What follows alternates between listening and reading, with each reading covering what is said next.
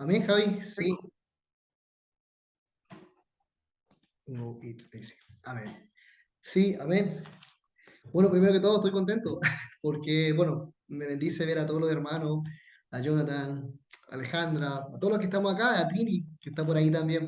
Dios te bendiga mucho. Un gusto verlos a todos ustedes, compartir la palabra y la verdad es que le doy las gracias al Señor por la oportunidad de estar un jueves más compartiendo la palabra. Y la verdad es que el tema que vamos a tocar el día de hoy, tema súper significativo, que se llama La ofrenda de David. Amén. Y con ese propósito, me gustaría que fuéramos a un pasaje que para mí fue una experiencia muy maravillosa. La verdad es que le pido y le ruego a nuestro bendito Dios que también le sea de mucha bendición esta palabra, que la atesoremos y podamos escudriñar hasta lo más profundo de lo que Dios quiere hablarnos en esta noche. Amén. Entonces, se encuentra en 2 de Samuel 23. Vamos a 2 de Samuel.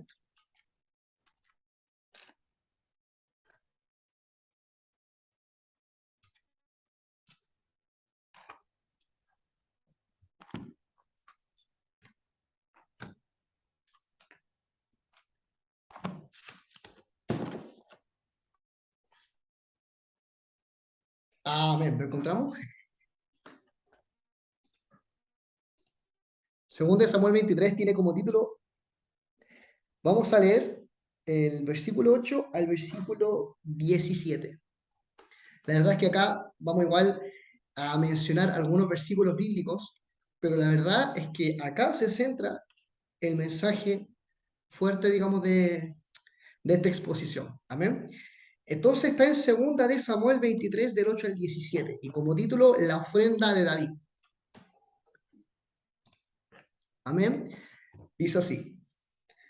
Tiene como título Los valientes de David. La verdad es que antes de entrar en contexto, vamos a darnos cuenta cómo todo lo que de alguna forma se representaba en el Antiguo Testamento, de alguna forma también lo que sucede en la vida de David, también sucedió en la vida de Cristo, con sus apóstoles, con sus discípulos, y cómo todo esto de alguna forma se centra en la importancia de comprender todo lo que Dios ha hecho por nosotros.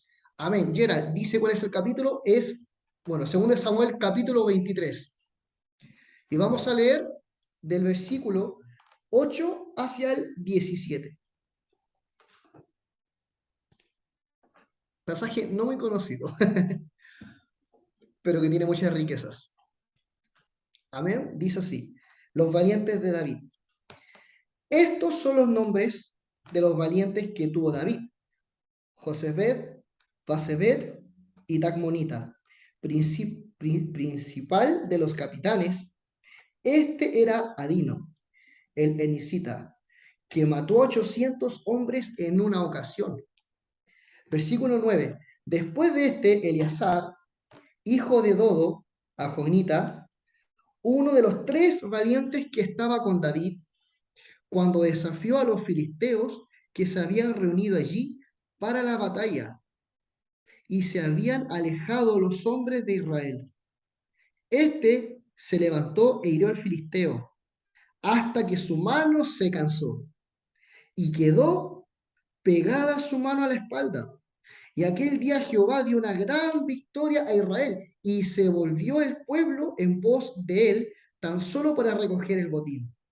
Después de este fue Samá, hijo de Agé, Aririta. Los filisteos se habían reunido en Lejí, donde había un pequeño terreno llano de lentejas, y el pueblo había huido delante de los filisteos. Él entonces se paró en medio de aquel terreno y lo defendió, y mató a los filisteos, y Jehová, nuevamente, dio una gran victoria a Israel.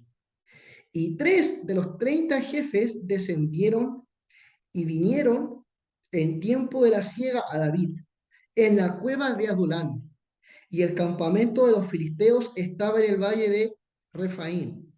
Y David entonces estaba en el lugar fuerte y había en Belén una guarnición de los filisteos. Y David dijo con vehemencia, es decir, con todo su poder, con todo su ser, ¿quién me diera de beber del agua del pozo de Belén? que está junto a la puerta. Entonces los tres valientes irrumpieron por el campamento de los filisteos y sacaron agua del pozo de Belén que estaba junto a la puerta, y tomaron y la trajeron a David, mas él no la quiso beber. ¡Wow! Sino que la derramó para Jehová. Que yo haga, y dice, bueno, la destinó para Jehová, diciendo, lejos sea de mí, oh Jehová, que yo haga esto. ¿He de beber yo la sangre de los varones que fueron del peligro de su vida? Y no quiso beberla. Amén. Hasta aquí. La verdad es que por ser el Antiguo Testamento a veces hay palabras que no suelen ser muy sencillas de entender, pero la verdad es que si pongo esto en contexto, en ese momento David se encontraba en una situación que muchas veces no encontramos nosotros. Estaba en la cueva de Adulán. Estaba en ese lugar porque estaba siendo perseguido por sus enemigos.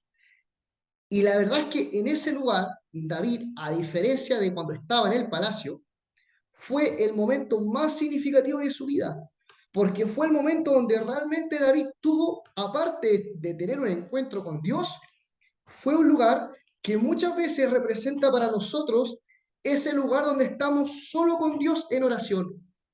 Y además estaba con un ejército fiel de 30 varones que siempre estaban con él y que de alguna forma defendían a David y como lo honraban como rey, siempre estaban a su servicio e iban a luchar con los filisteos, que eran los enemigos de Israel, y siempre daban su vida por el rey. Entonces, en esa situación, me bendice mucho saber que eran 30 valientes los que defendían al rey David.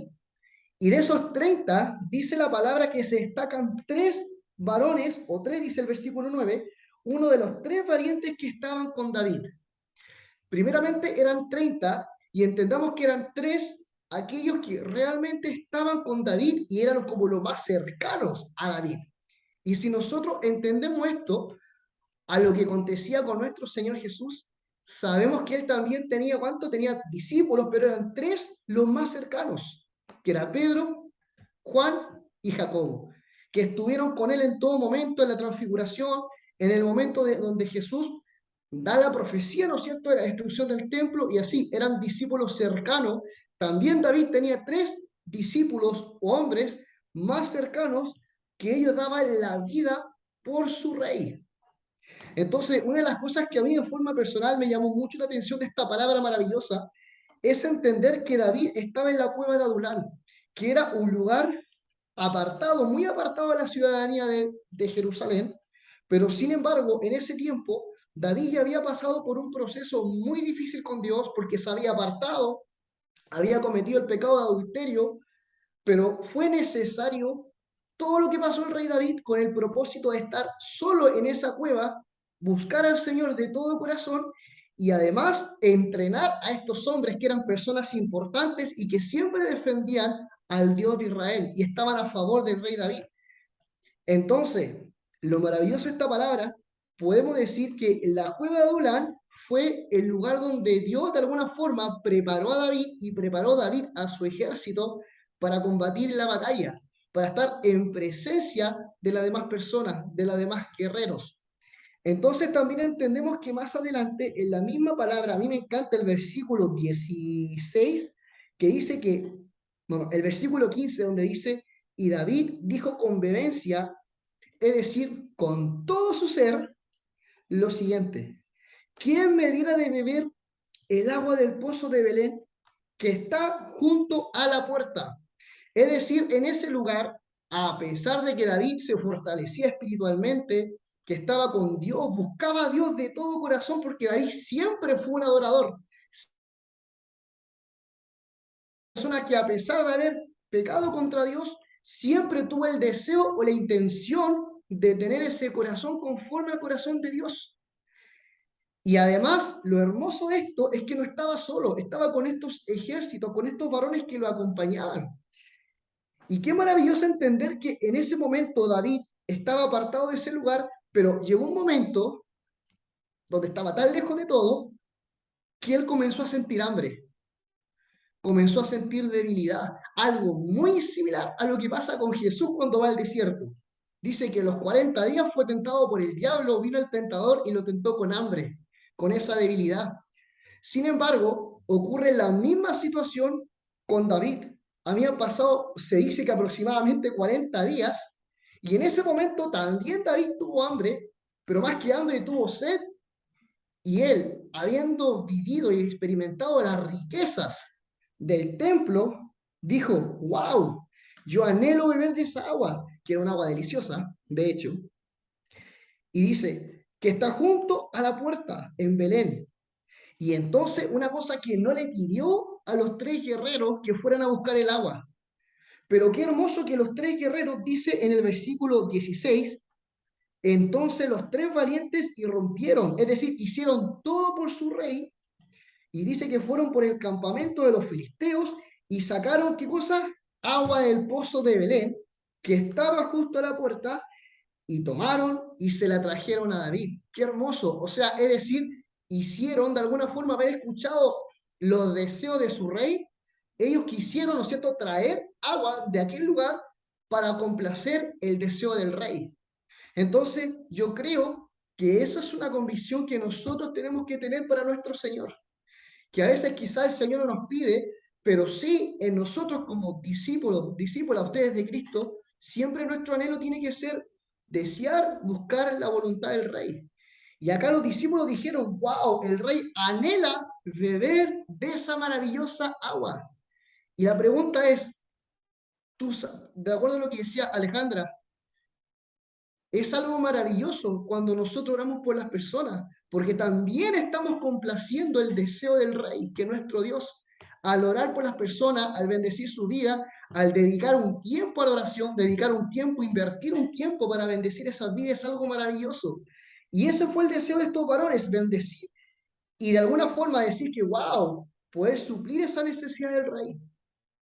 Pero lo que más me llama la atención de este pasaje, y que después cuando vayamos al Nuevo Testamento lo vamos a entender, es que ¿por qué David hace lo siguiente? David en el versículo 16, no, 17, no, 16, dice, leyendo al principio, entonces los tres valientes irrumpieron por el campamento de los filisteos y sacaron el agua del pozo de Belén, que estaba junto a la puerta, la tomaron y la trajeron a David. Y miren lo que hizo David. Hizo algo completamente ilógico para cualquier persona que tiene sed después de 40 días. Y dice, mas él, es decir, David, no la quiso beber. ¿Cómo? Y eso que estaba muerto de sed. No la quiso beber, sino que la derramó para Jehová. O sea, eso, ese vasito, no sé, de agua que tenía David, la tiró como una ofrenda a Jehová, porque ahí estaba su deseo de beber esa agua, pero era más significativo ofrendar a Dios lo que para él era valioso. Para el agua era algo muy valioso porque él si no tomaba agua sabía que se podría morir y deshidratar. Pero es interesante que en ningún momento se menciona que toma agua, pero Dios vuelve a fortalecer su fuerza. Porque cuando entregamos algo que sabemos que es algo valioso para nosotros, pero si lo ofrendamos para Dios, Dios nos levanta. Entonces, la ofrenda de David es decir, Jehová, te amo tanto que esta agua que yo sé que voy a ser hidratado, al beberla, es para ti y se la entregó, la tiró como ofrenda para Dios. Entonces, wow, qué maravilloso entender que David se negó a sí mismo para ofrendar lo que para él era una vida para su Dios. Wow, es algo maravilloso, pero uno dice, pero ¿por qué David hizo eso? Porque era lo único que tenía hasta ese momento, pero créanme que el agua tiene un significado súper especial. Y además, si uno entiende más abajo en este maravilloso pasaje, dice la palabra en el, 20 en el 17, lejos sea de mí, oh Jehová, que yo haga esto. He de beber yo la sangre de los varones que fueron conmigo, o sea, perdón, que fueron con peligro de su vida, y no la quiso beber, porque prefirió negarse a sí mismo con el propósito de ofrendar aquello que era valioso, necesario para David, ofrendarla delante de Dios. Amén. Qué escena tan maravillosa.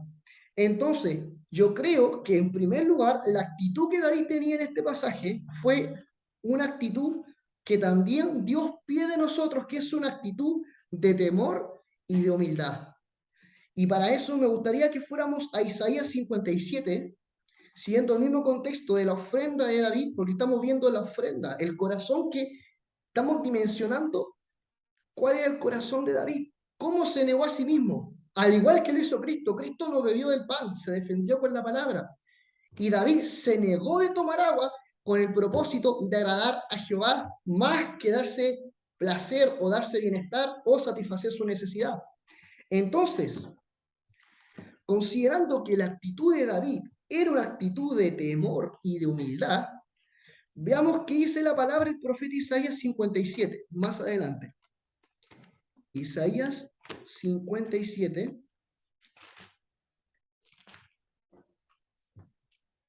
Isaías 57, del 13 al 15. Amén, Señor Jesús. 57, del 13 al 15.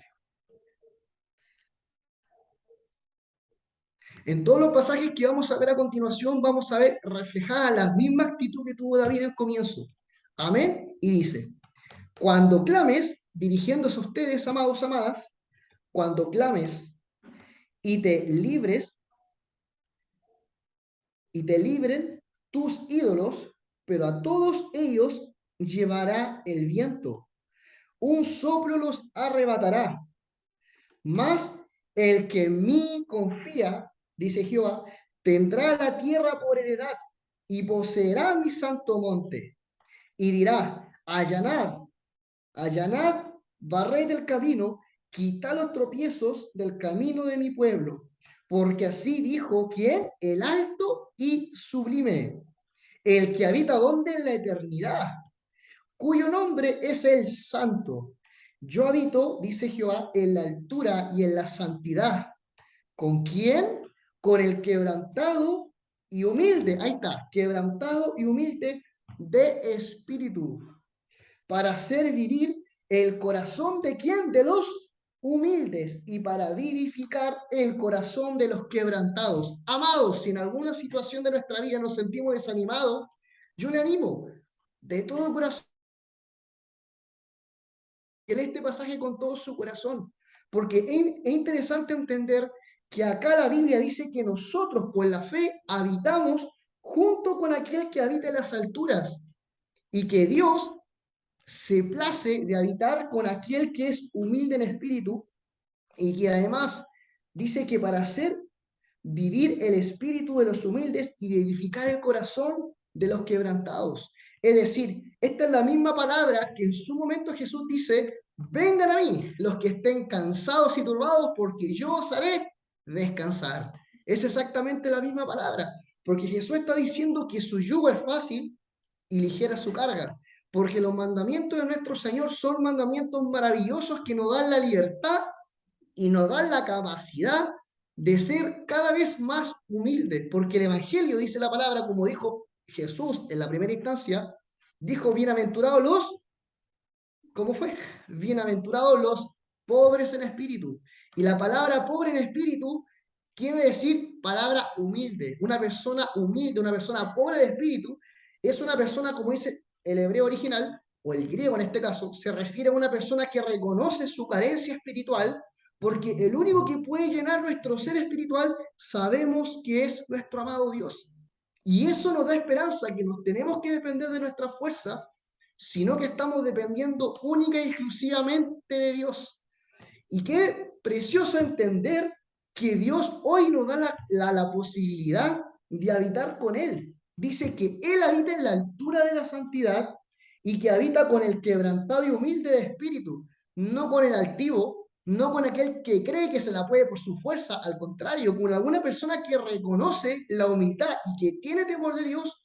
Esa es la persona con la cual nuestro Señor quiere habitar todos los días. Yo encuentro que es algo maravilloso entender que ese es el corazón de Dios, con el quebrantado y humilde de espíritu. Y además no solamente eso, no solamente quiere habitar con nosotros, sino que también, como nos conoce tanto, queridos jóvenes, Él quiere hacer vivificar el espíritu nuestro y los corazones quebrantados. Dios sabe, y como joven, en caso de ustedes, por supuesto, Él sabe perfectamente que muchas veces nuestro corazón ha sido quebrantado por X motivo. Y como Dios nos conoce tanto, esto lo escribió ¿cuánto? 4000 años atrás, pero sabe perfectamente que aparte de entender quiénes somos en Cristo, también Dios quiere levantar nuestro espíritu. Si en nuestro pasado tuvimos una relación maravillosa con el Señor, pero a veces hay situaciones en la vida que nos apartan de su presencia, hay una esperanza. ¿Y cuál es la esperanza? Lo que dice Isaías, que Él quiere vivificar, es decir, renovar esa relación contigo, renovar ese maravilloso tiempo que solíamos tener de oración, en el sentido de que si fuimos quebrantados, el Señor quiere habitar cada día más en nosotros, en su vida, en Jonathan, Anaís, en Alejandra, en Nicolás, en Francisca, en Trini, todos los que están ahí.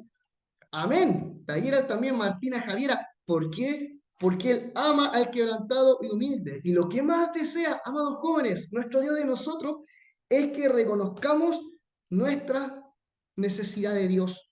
Que reconozcamos que somos carentes espiritualmente y que Dios quiere revivir y fortalecer nuestro corazón. Si somos dañados, vamos a la presencia de Dios porque Él nos va a fortalecer nuevamente. Somos más que vencedores, ¿lo creemos? Yo lo creo. Somos más que vencedores por medio de Cristo. Y esa es la esperanza. Fortalezcámonos juntos en el Señor, porque Él nos da la confianza de fortalecernos y que si algo nos quebrantó o nos hizo sufrir en el pasado, en el nombre de Jesús levantémonos y sigamos adelante. Aleluya, qué maravilloso. Porque esta misma experiencia lo vivió David. Entonces, para eso, vamos al Salmo 51 de David. Señor Jesús. Yo creo que un salmo, si yo pregunto, ¿quién conoce el Salmo 51? Tiene una particularidad. Amén, amén, yo. Ten piedad de Niquito mí, lo oh conoce. Dios. Sí, ten piedad de mí, Eso oh mismo, Dios, Nico. conforme a tu misericordia. Espérate, después dice, espérate, conforme a tu misericordia, ¿Ya? borra, borra mis rebeliones, lávame más y más de mi maldad y líbrame de mis Amén. pecados. ¿Está bien? Amén. Perfecto, Nicolás, hasta el versículo 3, 2. Excelente. Bien, Nico. Jonathan también lo conoce. Un pasaje maravilloso. Y yo creo que muchas personas me han dicho, Mati, este es mi salmo. Porque la verdad es que este salmo, de alguna forma, también confirma lo que dice Isaías. Hay que entender que todo viene desde la cueva de Adulán. ¿Por qué David se fue a esa cueva? Aparte de la persecución, porque él escondió su cara y su rostro de Dios porque cometió un pecado fuertísimo, de alguna forma, y se sintió culpable, y él dijo, wow, se fue, se apartó, se fue a esta cueva para renovar sus fuerzas, para buscar a Dios de corazón, para preparar un pueblo para el ejército. Después vemos que en Isaías exactamente lo mismo, Dios dice que Él levanta y fortalece los corazones de aquel que es humilde y tiene un corazón quebrantado, y aquel que tiene temor de Dios. Y entonces David, inspirado por el mismo Espíritu Santo, escribe este salmo que realmente también yo creo que muchos nos sentimos identificados porque realmente David cuando habló este salmo para él fue un remedio.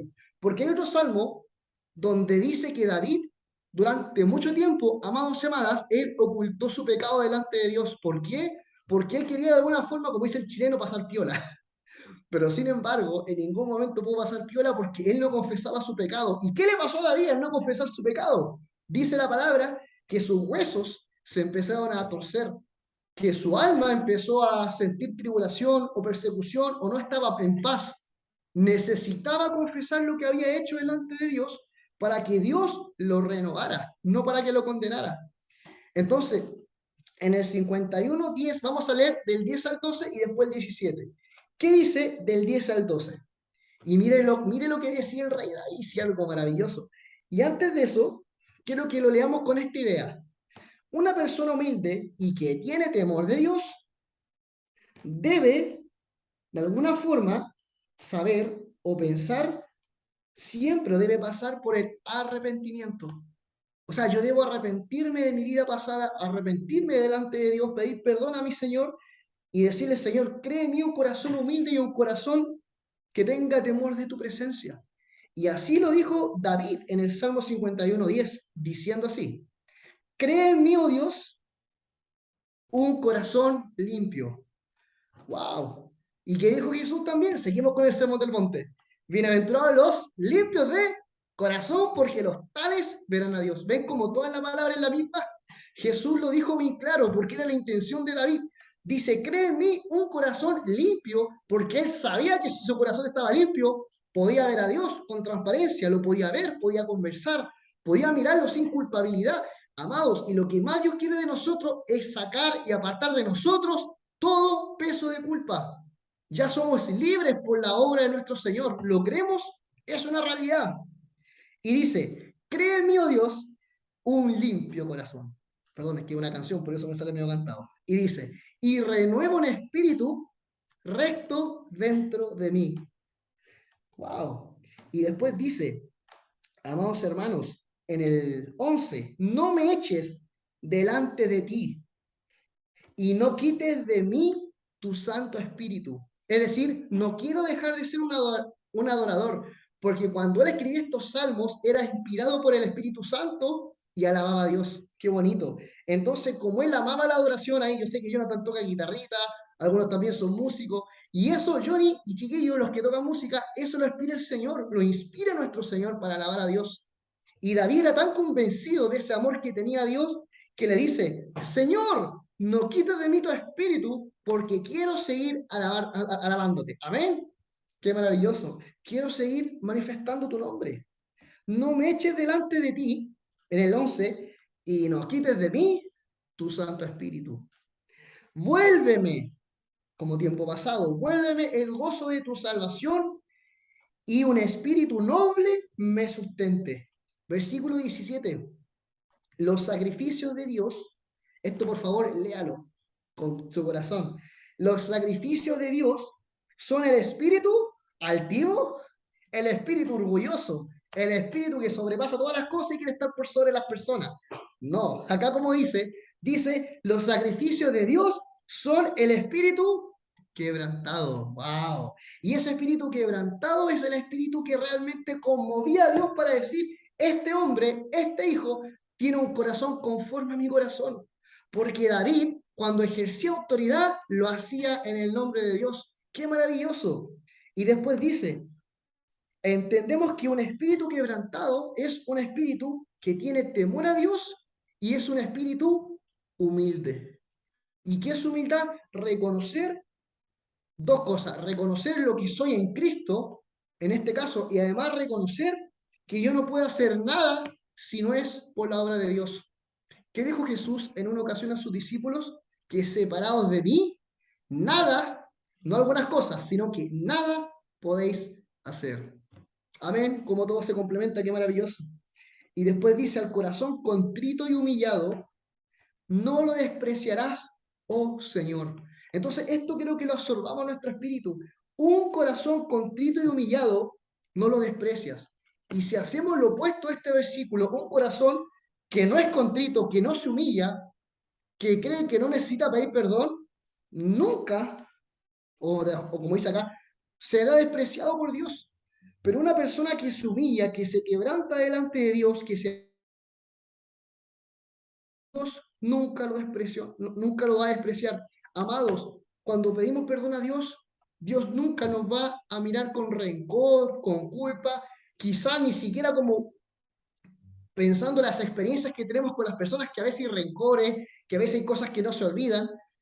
Es distinto. La palabra dice que cuando Dios nos perdona, se olvida eternamente de nuestras rebeliones y no tiene memoria de ninguna situación que hayamos cometido.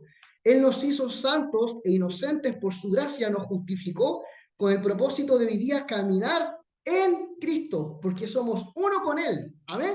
¿Lo creemos o no lo creemos? Somos uno con Cristo, somos uno con Cristo. Es una obra maravillosa, pero siempre tomado de la mano con Cristo, reconociendo el temor y la humildad que Dios quiere de nosotros, un corazón contrito, un corazón real, un corazón sincero delante de Dios. La palabra dice en un salmo por ahí, ven tal como estás acercándote a Dios, porque Dios nunca, y la palabra incluso más fuerte, porque dice, aunque tu padre y tu madre te dejaren, Dios nunca te va a dejar. Amén. Y es verdad, Él nunca te va a dejar. ¿Y por qué dice tu padre y tu madre? Porque a veces son personas cercanas a nosotros. En mi caso, sí, mi mamá, bueno, pero mi papá no tanto.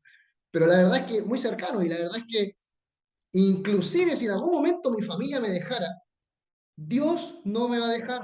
Es decir, Dios no me va a condenar. Dios no me va a inclinar encima. Mira todo lo que hiciste. Ese no es un corazón de Dios, es el corazón religioso.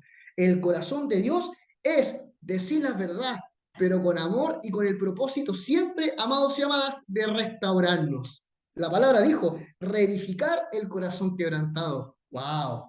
¡Qué experiencia tan maravillosa! Amén. Veamos esto en el Nuevo Testamento, en Santiago, Santiago 4.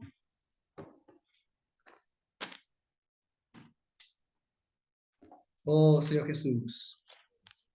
Santiago 4. Casi al final. Después de Hebreos, Santiago. Santiago 4. Vamos a leer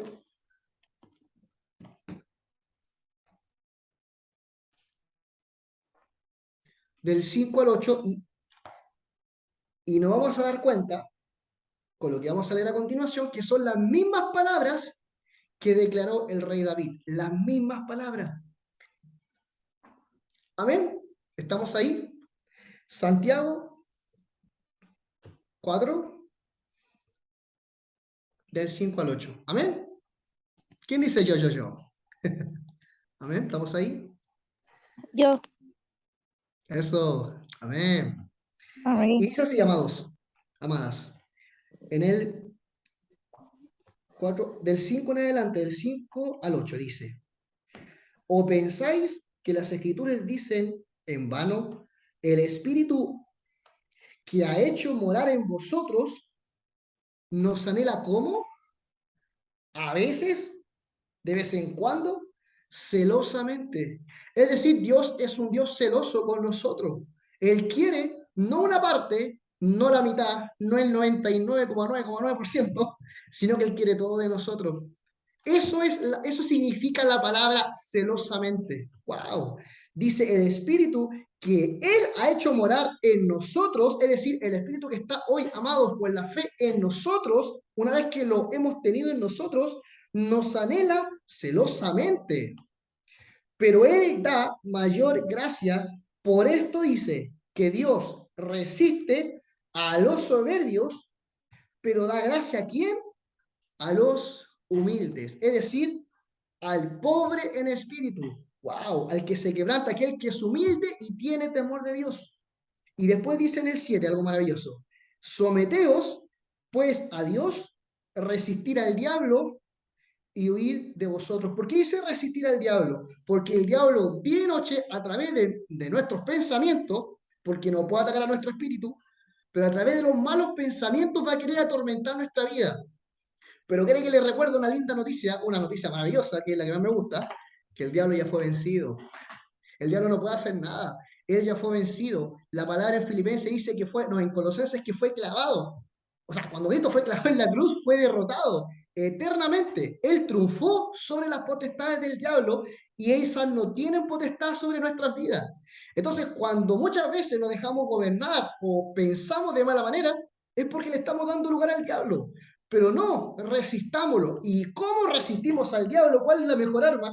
Acá nos dice echando demonios, haciendo, no sé, un espectáculo. No, la mejor forma de resistirlo es tener un corazón contrito y humillado. ¡Wow! Tal como lo hizo David, un corazón humillado a Dios, un corazón humilde que reconoce la necesidad de Dios. Y por eso después dice, resistir al diablo y huirá de nosotros. Versículo 8, acercaos a Dios, ¿qué es lo que Él quiere? Y ahora, no es, miren lo que dice, acercaos a Dios y Él se acercará a vosotros. Esto no quiere decir, esto se puede tomar como algo condicional, pero no es así. ¿A qué me refiero? Ya, si tú te acercas a mí, yo me acerco a ti. No, Señor. Sino que lo que te está diciendo acá es que Dios quiere que tú vayas a su presencia tal como tú estás, sin ninguna... Es decir, Dios te está haciendo una invitación que nació de Él para que tú vengas a su presencia y para que cuando tú vengas puedas sentir ese maravilloso abrazo del Señor. ¡Wow!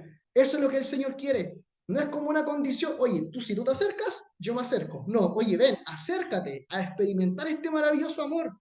Eso es lo que la palabra está enseñando acá. Acercaos a Dios.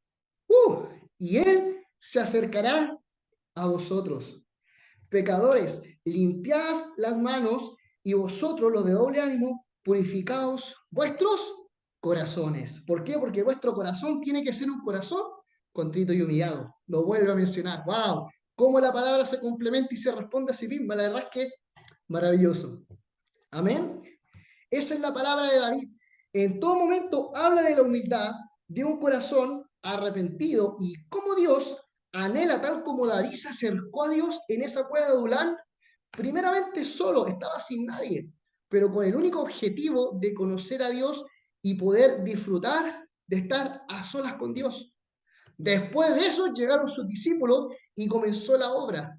Lo mismo con Jesús. Jesús, después del bautismo, fue necesario apartarse un tiempo, estar a solas con Dios.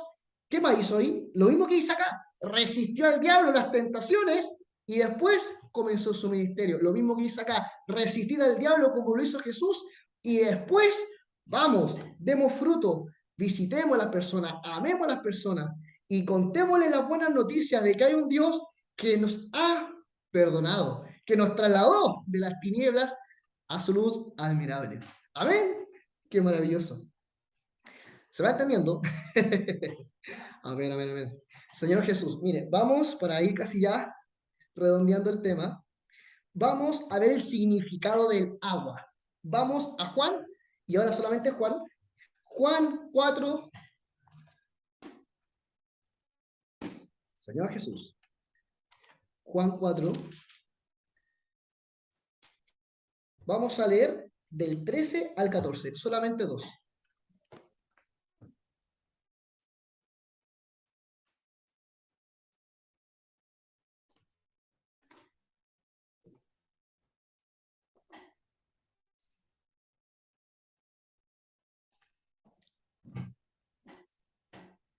Amén. Matías, San Juan, Juan 4, ¿cuánto? San Juan 4, versículo 13 al 14. Sí, versículo 13 al 14, bien digo. 13 al 14. Ahí Anaís dijo amén. Amén. ¿Estamos ready? Como diría la Javi en inglés. Are you ready? Ya. Amén. Amén. Dice así. Contexto. Acá Jesús habla con la mujer samaritana y Jesús le dice o le responde las siguientes palabras. Versículo 13 dice, respondiendo Jesús y le dijo, cualquiera que bebiera de esta agua volverá a tener sed. Más, así como la sed que tuvo David en ese momento, más el que bebiere del agua que yo le daré, wow, no tendrás sed jamás, sino que el agua que yo le daré será que en él, es decir, en ustedes, una fuente de agua que salte para vida eterna. ¿Qué serán ustedes? Una fuente que fluya, una fuente que de alguna forma es una fuente, es un lugar donde se deposite el agua con el propósito de que fluya con naturalidad, que fluya con libertad. Y esa fuente, cuando hablamos del agua, significa la palabra. Él es la palabra, el agua de vida. Entonces acá Jesús le está diciendo una gran verdad. Ustedes, amados hermanos, hablando para ustedes jóvenes, Jesús les dice de lo siguiente, que Él es el agua de vida y que les dará a ustedes una fuente de agua que salta para vida eterna. Mejor dicho, ya lo tienen que vivirlo y experimentarlo. El Señor se los ha dado. Él le ha dado esta fuente maravillosa, con esa agua maravillosa, con el propósito de que fluya, de que se libere el don que está en ustedes. ¿Qué dice Pablo a Timoteo? Aviva el fuego del don de Dios que está en vosotros. Entonces, cada uno de ustedes, amados, representa una fuente, un dispensador, la fuente que está en nosotros, con el propósito de que esa agua, que es la palabra, de alguna forma la entregue y pueda bendecir a otros con la revelación que el Señor le está hablando a usted a través de la búsqueda de la comunión y de la oración. Amén. Entonces, esa es la representación de la primera parte que Jesús le estaba hablando. Una fuente de agua de vida, pero que salte para vida eterna. ¿Y qué dice Juan un poquito más adelante? Juan 7, capítulo 7, un poquito más adelante, 2 capítulos más adelante, no, 3, 7, del 37 al 38. Tiene como título algo más allá que una fuente. Dice, ríos de agua viva. ¿Amén? ¿Y qué dice? Dice, en el último día o gran día de la fiesta, Jesús se puso de pie y alzó la voz diciendo, y esta pregunta es para todos nosotros, si alguno tiene sed, venga ¿a quién? A mí, a la palabra, venga a mí y beba. El que cree en mí, y esto tómelo para usted, ¿usted ha creído en el Señor Jesús? Sí, entonces esta palabra, amado, amada, le pertenece.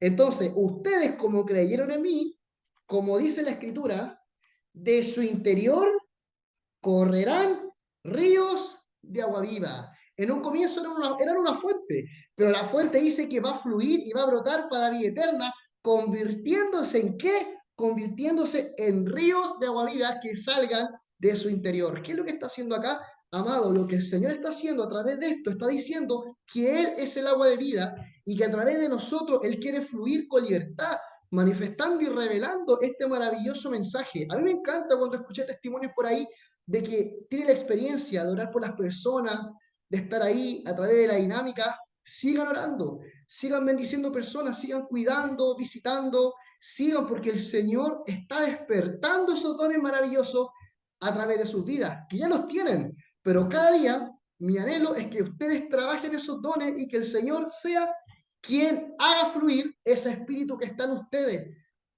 primeramente para que les bendiga a ustedes, pero también para que todos ustedes sean de bendición y fluyan como ríos de agua viva. Amén. Y todo esto, amado, es posible por lo siguiente. Y vamos al último capítulo, que sería Juan 19, ahí Juan, pero un poquito más allá, ya hablamos de la fuente de agua de vida que fluye para vida eterna. Esos son los comienzos del Evangelio. Después el Señor comienza a fluir con más libertad en el Espíritu, en ustedes, cuando ya alcanzamos un nivel de madurez mayor, para que fluyamos. ¿Y qué viene después? Vayamos a Juan 19. Y acá ocurre la misma escena que ocurrió con David. David ofrendó el agua para Jehová, para agradarlo a él. ¿Pero qué pasó con Jesús? ¿Habrá hecho algo parecido? Vamos a ver. Juan 19, versículo 31 al 35. Y esto quiero que todos vayamos acá, porque con esto terminamos. Y acá, bueno, acá vamos a entender que acá se cierra todo el mensaje del comienzo. David, recapitulando, ofrendó pero esta agua, la derribó a Jehová, porque él quería esa agua, pero la ofrendó. Eso que para él era valioso, lo ofrendó para Dios. Dios, esto es mi vitalidad, estaba muriendo de sed, pero yo quiero entregártela a ti, Señor, porque lo más importante es negarme a mí mismo y que tú te seas agradado de mi ofrenda. ¡Wow! ¡Qué maravilloso! ¡Qué mayor adoración! Y mire, porque Jesús hace exactamente lo mismo con el Padre y con nosotros. Mire, ¿qué dice Juan 19, 31 al 35? Entonces los judíos, por cuanto era la preparación de la Pascua, a fin de que los cuerpos no quedasen en la cruz en el día de reposo, es decir, el sábado, pues aquí el día de reposo era de gran solemnidad, más adelante hablaremos de eso, rogaron a Pilato que se quebrase las piernas y fuese quitado de allí. Vinieron pues los soldados y quebraron las piernas al primero y asimismo al otro que había sido crucificado con él. Pero, cuando llegaron a Jesús, como lo vieron ya muerto, como que la obra de Jesús ya había terminado, pero no, no había terminado. No le quebraron las piernas, y versículo 34 dice, pero uno de los soldados le abrió el costado con una lanza, y al instante salió sangre solamente. ¿Así dice? No. Al instante salió sangre y agua. Entonces, al abrir este costado, salió sangre y agua, y esa agua representa dos cosas. Primeramente, representa el nacimiento de la iglesia. De esa forma, cuando se abrió el costado, tal como Adán, cuando de ahí sacó a la mujer, también cuando se abrió el costado de Jesús, salió agua, salió la vida de iglesia, y además eso fue una ofrenda que nuestro mismo Jesús hizo para el Padre. Qué maravilloso, fue exactamente lo mismo que David hizo en el Antiguo Testamento, derramando esa agua, representando que esa agua era la ofrenda para él. Jesús lo dijo, he revelado mi nombre a los hombres y te he entregado mi ministerio, le dice al Padre, en Juan 17. Pero más adelante se puede ver evidenciado en esta escena cómo derrama esta agua que simboliza una ofrenda a Dios, que era la misma iglesia, delante de Dios. Y en ese momento, dice el 35, y el que lo vio tuvo que haber quedado impactado, porque dice, dio testimonio y su testimonio es verdadero. Y él sabe que decimos la verdad para que vosotros también creáis. Es decir, para que todo aquel que crea en esta obra maravillosa de Jesús forme parte de la iglesia. Es decir, beba de esta agua viva, que sea una fuente que fluya para vida eterna, que sea también río de agua viva y que además ofrendemos nuestra vida a Dios, tal como David lo hizo. Dio lo que más preciado que tenía. Jesús también, al abrir el costado, salió agua a fin de ofrendar lo más precioso que tenía, que era su misma vida para que naciera su maravillosa iglesia. Amén. Es lo mismo. En ese momento se puede decir que se grafica lo que David hizo en ese momento. Qué maravillosa palabra. Tremenda revelación. Dios les bendiga, amado. La verdad es que me bendice mucho la palabra. Y es cierto, salimos de nuestro Señor y además esta agua viva representa su palabra. Y Dios quiere que esta misma agua la dispensemos a donde nosotros vayamos. Tal como Jesús, al abriendo su costado, salió agua, ofrendando a Dios su vida, ofrendemos nuestra vida y entreguemos todo lo que nosotros somos al servicio de Dios. Porque lo que más Dios quiere en nosotros y en ustedes es que ustedes puedan entregar todo lo que tienen al servicio de Dios. Porque el que se ocupa del reino, en primer lugar, Él se ocupará de aquellas cosas que tenemos necesidad. Amén. Dios les bendiga.